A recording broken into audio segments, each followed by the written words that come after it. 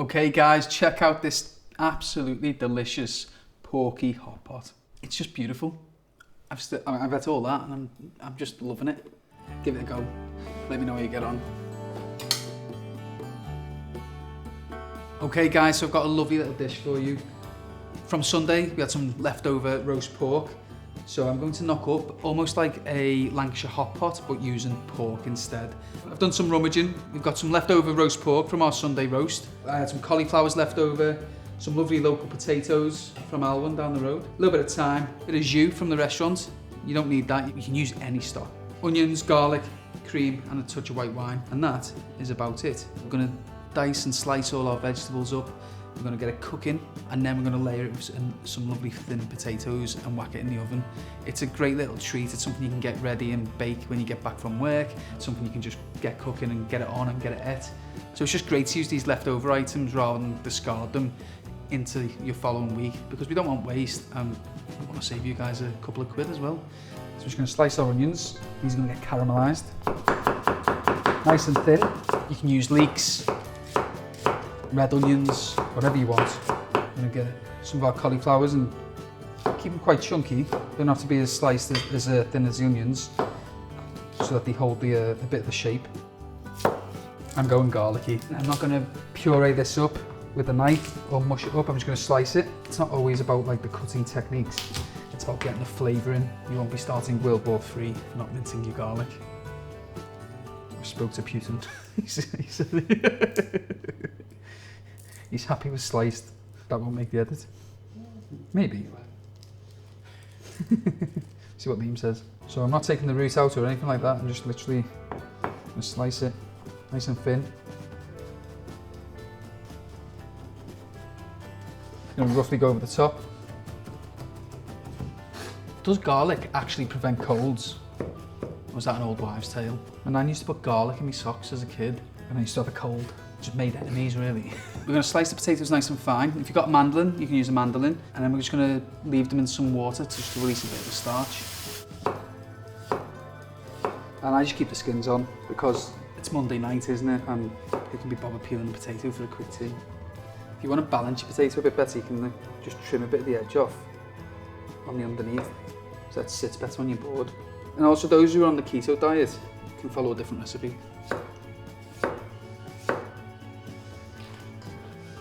So you slice them thin, but not too thin. You have a look there, Edward. It's like a nice little millimetre. You want them all the same size so that they cook evenly. So all these can be diced up to go into the base. Well, sliced, chopped. Just chopping them up. It helps to thicken the sauce as well. In your belly instead of in the bin. Comprende? Okay, so we've got our sliced potatoes for the top, garlic, cauliflower, sliced onions. This is a restaurant jus. So this is a concentrated stock. It's been reduced. The stock cubes you get is pretty much a dehydrated version of this. So if you haven't got your own jus, don't worry. Throw it, I'm going to make it quite intense. Throw in like 3 or 4 stock cubes and get a bit of like hoo-ha into the sauce, you know, a bit of flavour. So with the pork, we're just going to, again, chop it up. If you wanted to make this without pre-cooked roasted meats, you can. You just get yourself some pork and dice it up. There's a length of time in this cooking process which will cook raw meats through regardless. So I'm just going to get a bit of fennel seeds and black mustard seeds into the oil. What we want to do is just get them popping first, just so that they release the flavour. Now fennel and mustard goes so well with pork, but you just want to make sure you hear a little bit of the crack in the oil first. A little teaspoon of them, a little teaspoon of this. We'll just listen for the little pop.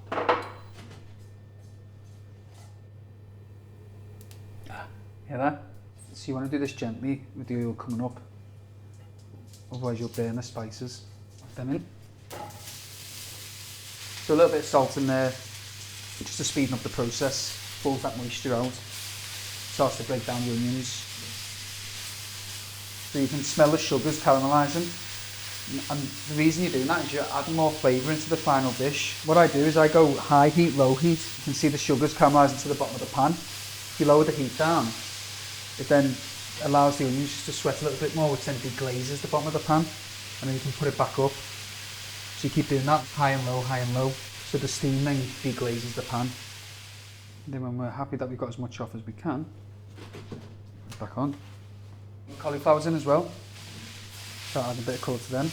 The other tip is to deglaze this as you're going. You can get a little bit of wine or water and just help lift that off the pan too. And once that evaporates, caramelisation will start again.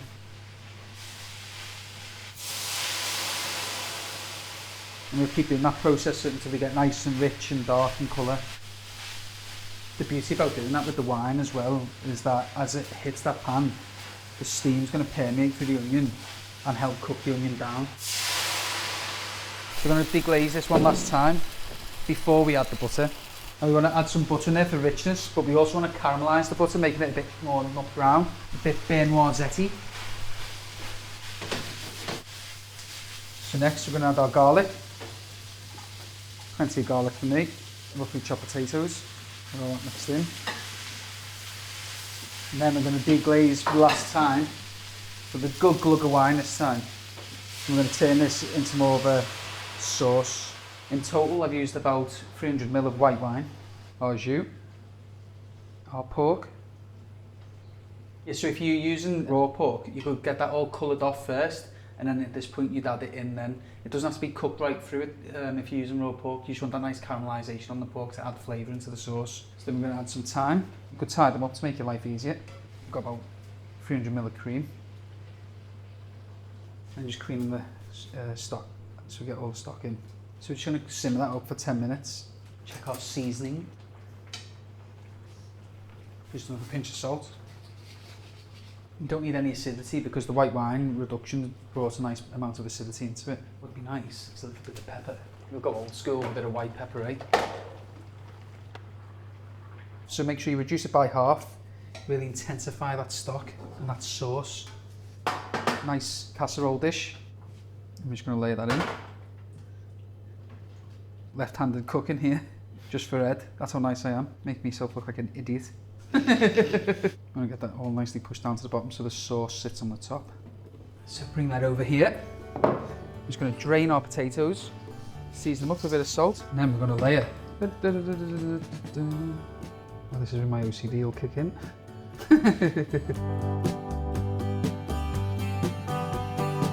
Or maybe we're going for 2 layers. Or am I risking it? If you're doing a traditional hot pot with a nice slow cooking joint, you're probably talking in the oven 160 for 2.5 hours. We've cooked all our underneath, we've got it how we like it. We're just finishing off the potatoes, so I'm going to say about 40 minutes in the oven. But if it's longer, we'll edit it. We'll edit it. Edit it. We'll get the butter on there. You can't beat butter. Loads of butter. Not as much as James Martin, but still a lot. If you have a pastry brush, use a pastry brush. If not, just get it on there. As even as you possibly can. It's going to brown the potatoes nicely. A bit of the old fleur de sel. Hallamon. Good quality Anglesey sea salt.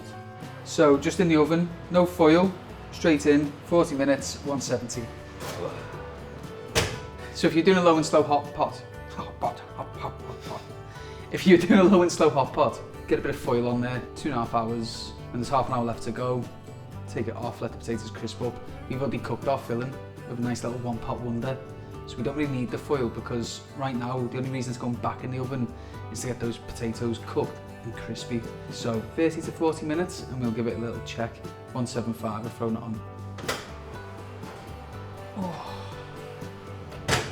Look at that. A bit of crisp, got a bit of soft. That's how we like it. Let it rest. Give about 20 minutes just to chill out and relax, and then it'll be ready to eat. Can you do that? Thank you. Diolch yn fawr. Okay guys, got a lovely hot pot, easy enough to make. I used leftover roast pork. Leftover roast chicken would be brilliant in this, especially chicken thigh. Nice crispy potatoes. Forgot to take the time note again. No time for that. Oh my god. That's really good. I've surprised myself. God, that is really good. And the roast pork, it's really held its own in there. It's got a bite to it and actually really works. So it's softened up you know, it's relaxed with the heat. Because it's happy being in it. So use your leftovers. Do you know what I mean? It's like, it's actually a brilliant dish. And I'm not just saying that. Well, I am just saying, I just did say it. It doesn't feel like you're compromising. It just feels like a good, hearty winter's dish. Go make that after your Sunday lunch. If you like it, subscribe. If you don't, well, don't. Does everything in life just want a cob of bread? Hey. I'm not meant to be eating all this food to cook each day, am I? That's why I'm putting weight on it. It's your fault again.